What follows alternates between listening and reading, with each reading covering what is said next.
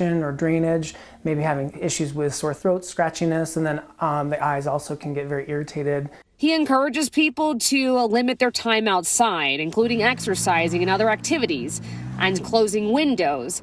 N95 masks and sinus rinses could also help, or see a specialist as needed. Many right now just waiting for the smoke to clear. Just ready for it to be over.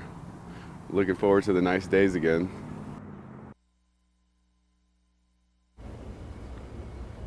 And Dr. Brady also mentioned that people who do not have respiratory issues will likely see those symptoms relieve pretty quickly. Meanwhile, others with respiratory symptoms could see those symptoms last in the days and weeks ahead. For now, reporting live in Colorado Springs, I'm Ashley Portillo for News 5. Ashley, thank you. Take a look at this map provided by NASA and the U.S. Forest Service. It gives you a better idea of exactly where all the smoke is coming from. Each flame icon on there shows a fire that has burned at least 1,000 acres. You can see the concentration of several large wildfires burning in 3 Canadian provinces: British Columbia, Alberta, and Saskatchewan. All right, let's head back outside, show you those smoky, hazy skies in the Springs in Pueblo. The big question, when will our air quality improve?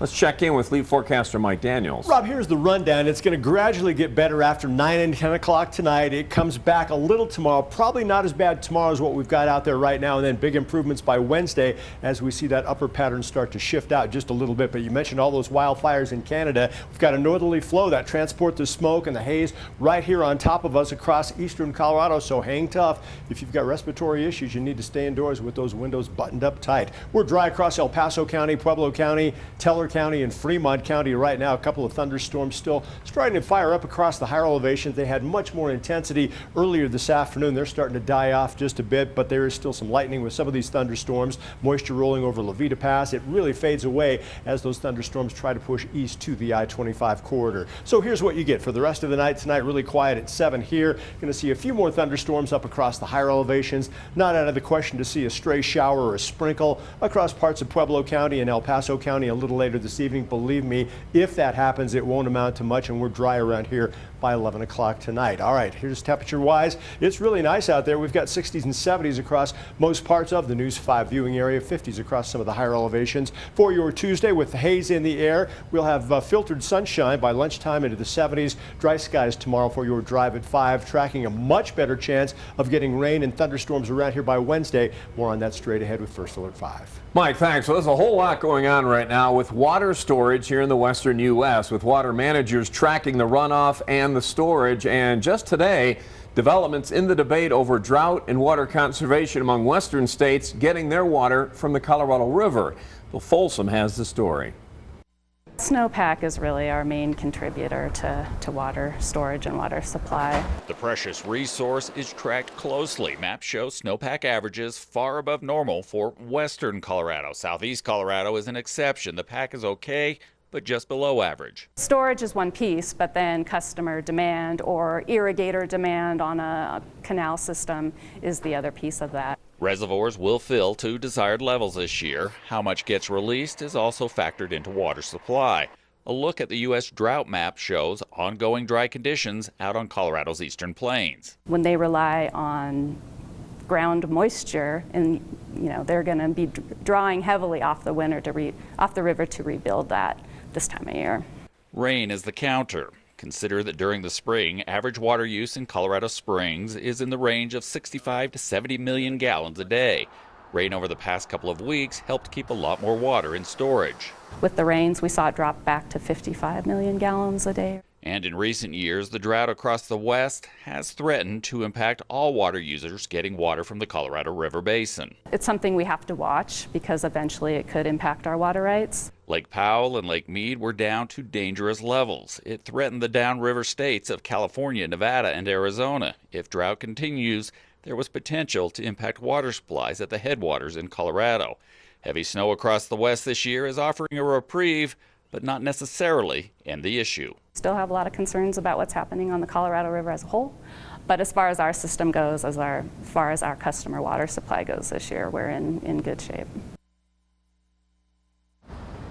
And our local water managers will continue to track that water situation in states to the west.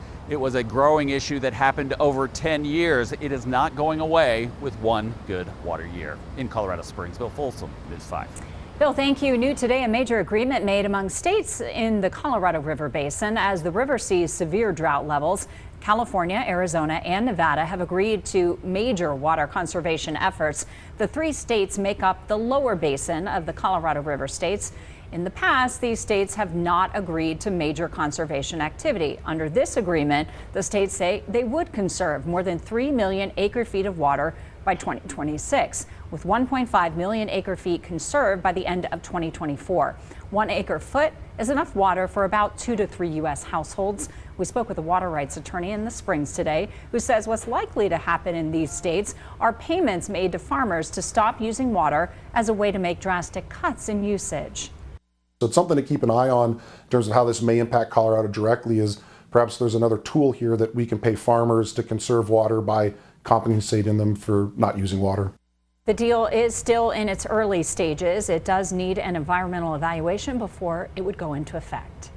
Well, a soldier airlifted to the hospital after what Fort Carson is calling a training incident on post. It happened just after noon today near a training center called Camp Red Devil. That's in the southwestern part of El Paso County. Fort Carson did not release any additional information about the nature of the accident or the victim's injuries, citing privacy concerns.